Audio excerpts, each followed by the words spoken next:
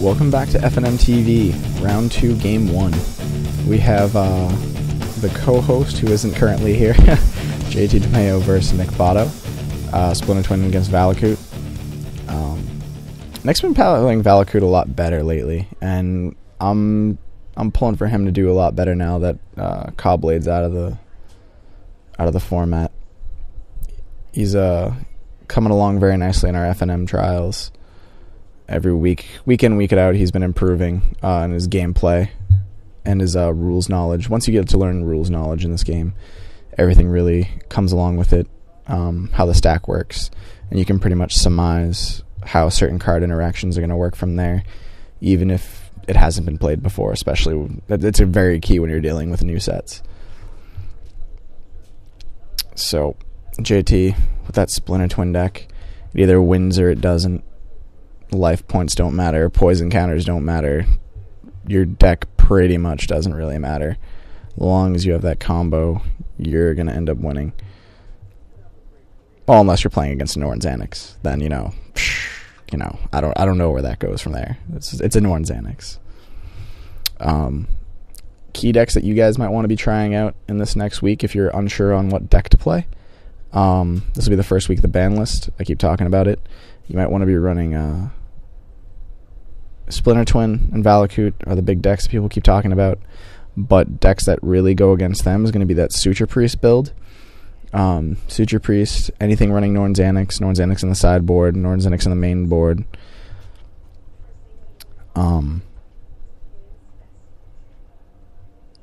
It's Norn Xanax actually is a really good card against the Splinter Twin combination. If you are going to be running Splinter Twin, sorry, not Splinter Twin. If you are going to be running the Soul Sisters is really good against Splinter Twin, simply because they can't combo out. I suggest end up running the dual lands blue-white, so you can main deck Spreading Seas against also Valakut, obviously for keeping them off green, keeping off their Valakuts. Splinter Twin has a very fragile mana base with red. They usually end up running less red than they do blue. So if you can just load them up on blue and keep them off that 2 red, you have a very serious advantage.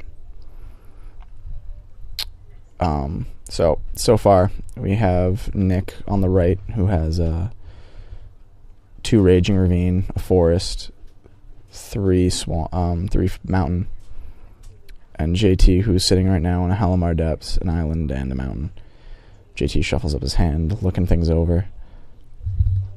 Now, if I was Nick, I'd be feeling very confident. However, you have to look out for that 2 mana that is open. That's mana leak material right there. I probably wouldn't be pushing this issue forward with a Titan if I didn't have a summoning trap. But he's going to cast Zenith for, I believe, 4. And probably going to pass turn over. JT draws, plays Mountain. So, as you can see, JT's accumulated the mana for that Splinter Twin. Gonna preordain, dig a little bit deeper, get rid of those 2, move it along.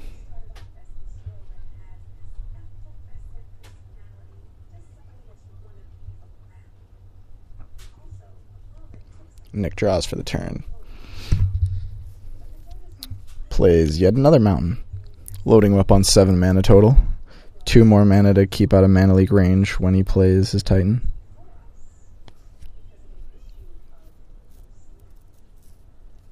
Honestly, though, I don't know how Valakut plays against this deck if you want to be more aggressive, because you either win or you don't. When you win, if you sit back and wait, you really don't have a way to interact with his deck. So at this point, I think I might actually be going in with those Raging Ravines if I'm not going to cast anything, because you don't have to cast anything at this point. And as true to statement, he is going to go in with that Raging Ravine. And they're only going to keep getting bigger, so it's going to be harder and harder to deal with them.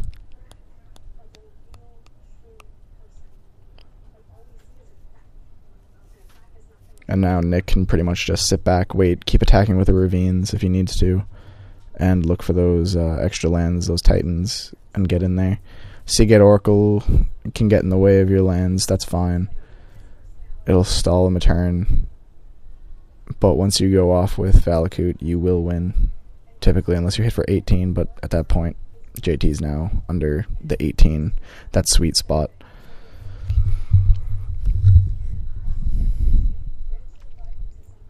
So, 5 mountains, 1 forest, 2 ravine, 8 mana altogether. 1 shy of that sweet mana leak range. JT keeps flashing that mana leak, leaving those 2 lands open. 1 blue, 1 red.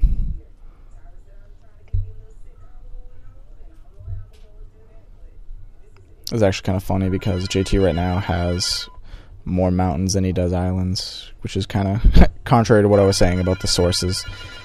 And I really think from now on I'm going to start unplugging this phone when I end up doing these recordings, because this is extremely annoying. I apologize to you guys.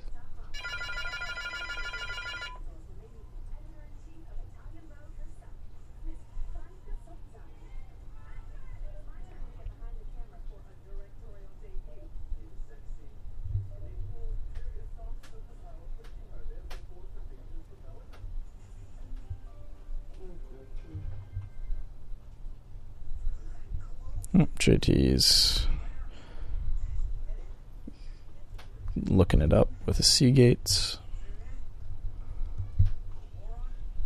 Looks like you think he has a Jason hand. Yeah, in the far right. But can't exactly tap out for it. Needs to keep that mana available to counter. If Nick drops a land untapped right here, he's in the clear, because he can only mana leak once. Oh, he's going to tap. Maybe next turn he can get in that sweet spot if it's a land here. But we'll see.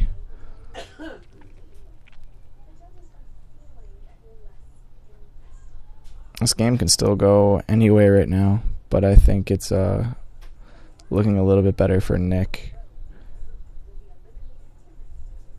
So primetime comes in. JT is going to let it resolve. So, Primetime's going to do his business, search out 2 Valakuts, which those are the sexy promo Valakuts he just brought into play. Foil. Lands do matter, especially when they're Valakut. And mountains. Lands matter. So, JT's got to figure out an answer. And sadly, that answer can't be I win the game right now. But it's definitely not over.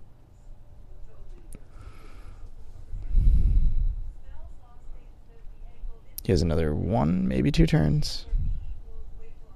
Maybe on the 1 turn. Depends on what lands he draws, Nick. So, he's going to swing with Seagate Oracle. I don't really know why, but why not?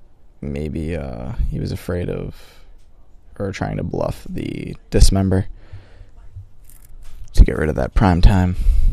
Primetime.